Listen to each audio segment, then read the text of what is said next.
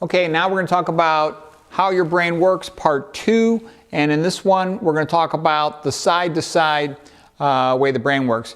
When I draw the brain like this is always the right side, this is always the left side, and that's based on standard radiology terminology, okay? You always imagine, I don't got the easiest position. Imagine my feet are facing towards you. This is always going to be the right side. So imagine you are a doctor, you just walk in the room, patient's on the CAT scan table. This foot's going to be facing towards you, this one's going to be facing right there. That's how it always is. So any anatomical drawing by anybody who knows how to draw anatomy, this is always the right side, the left side. The patient is always facing you. It's important so you'll just be able to make sense out of stuff quick. All right, so now both sides of the brain have overlap on what they do, but there are some general differences between the right side and the left side, and these concepts can be helpful.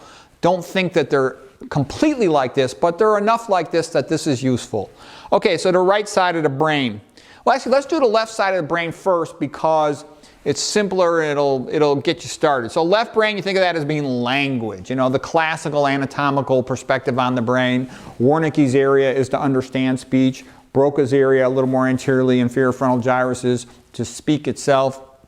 Okay, left brain, especially for language. I remember L for left, L for language. For logical, it's really a subset of logic. It's deductive logic. And that's things like the classic syllogism of Socrates. Socrates is a man, all men are mortal, therefore Socrates is mortal, okay? That's deductive logic, sort of a closed loop. The left brain pays attention to details. It also is a bit of a predator mentality. That is that, okay? The left brain is sort of optimistic. The left brain, this type of logic and language is what you use in school primarily.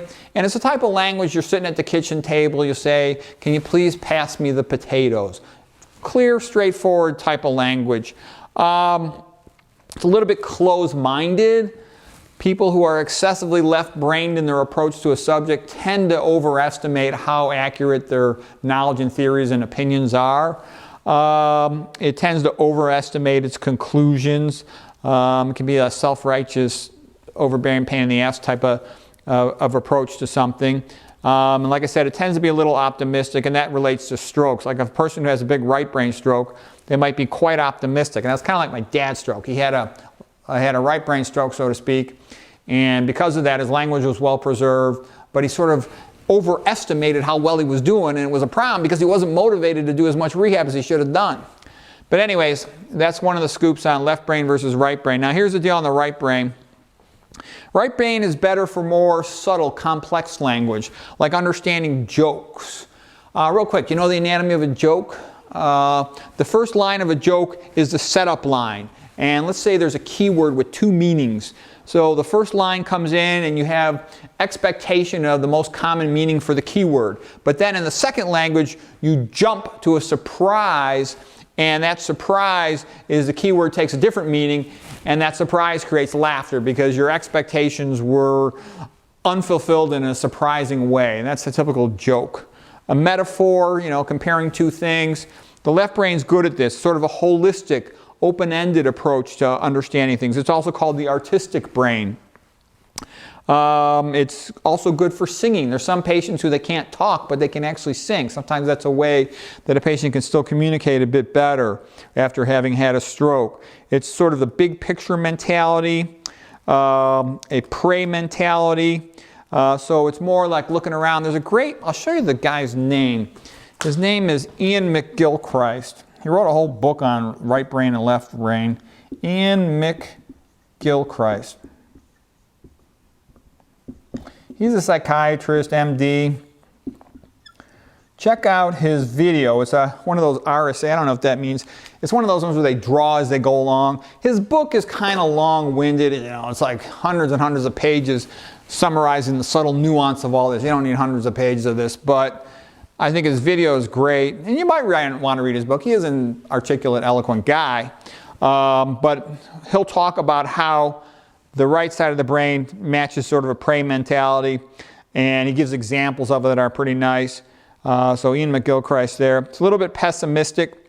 It's one of the difficulties with a stroke is you get a stroke on the left brain, the patient's language is impaired, their speech, potentially their comprehension as well, so it's hard for them to understand things.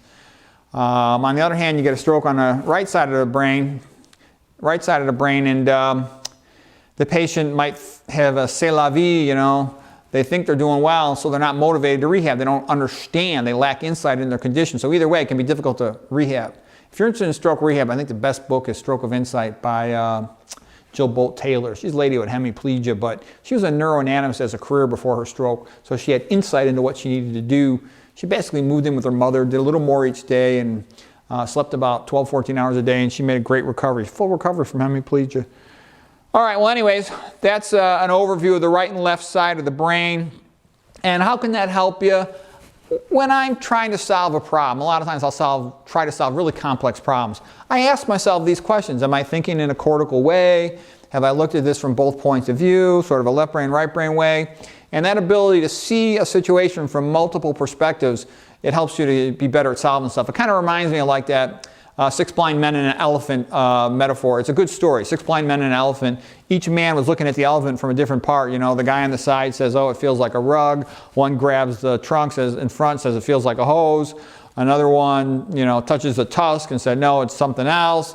And the point being is you want to sort of see an issue from multiple different sides. And once you've got that, then you can kind of understand it better, put it all together. So, okay, that's it for How Your Brain Works Part 2.